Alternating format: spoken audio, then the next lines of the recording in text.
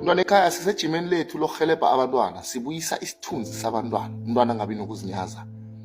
500 school shoes sikhamba sinikela abantwana. Ungarareki umntwana khona akavela mbethe isicathulo esitsha sesikolo. Kwenza ugcoka size bani mtshana? Mtshana kamalunga. Ngibona ngemva ukuthi njani mtshana. Enhleka kusathweni mtshana. Oh, ninkosi. Eish. Akhumede la mtshana sibone ukuthi angeke akulingane lana.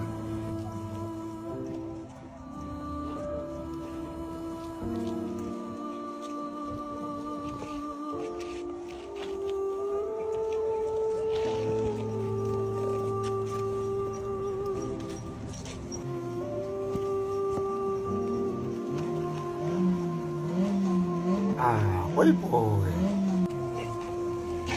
Lezi gamara ungasazimbatha mtshana. Batshele ekhaya ne malume uNdzundza